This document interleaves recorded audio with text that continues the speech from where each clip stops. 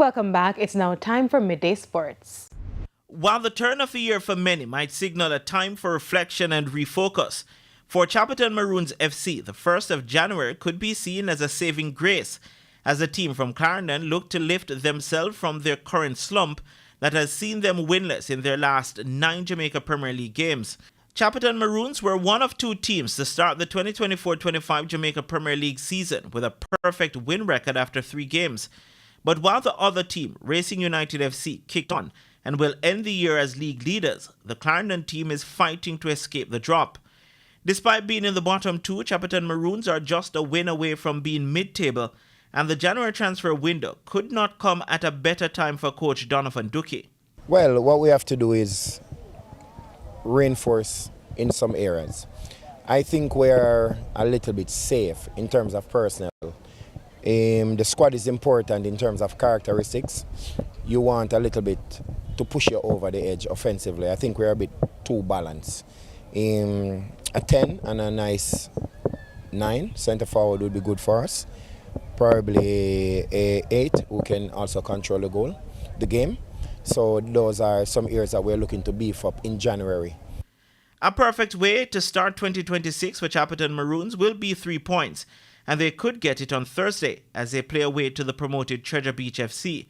A win for them would take them to 9th on the table, while a win for Treasure Beach at Stets would see the hosts jumping from 12th to 7th.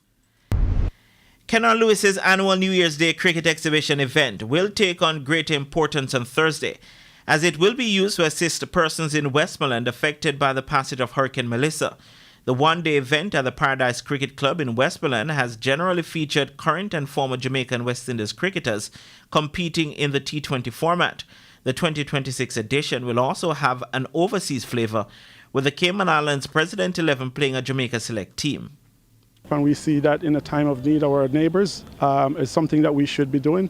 So we're here in full support. We are looking forward to seeing the kids to put a smile on their faces in Westmoreland. I know Kenner Lewis is looking forward to the event. He has done a fantastic job. He's been very, very humble in his approach, but he's been doing a fantastic job. So we're here to support.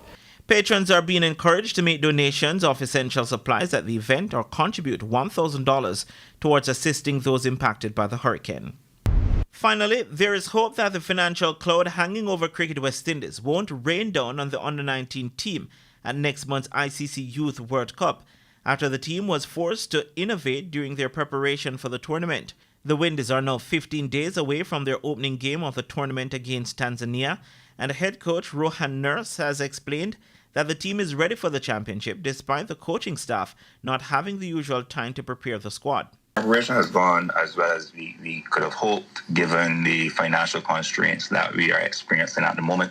We've adopted a slightly different model from the past where the majority of preparation work is being done in the players' local territories with the pathway coaches and with the franchises as well. And thus far that has helped us because obviously it would have played a major part in us having 2 series wins earlier in the year against Sri Lanka and against England. So we're quite happy with how that process is going. And ultimately, off of the back of 2 very good series performances, there is high hope in terms of what this team can achieve. The 2026 ICC Men's Under-19 World Cup will bowl off on January 15 in Zimbabwe.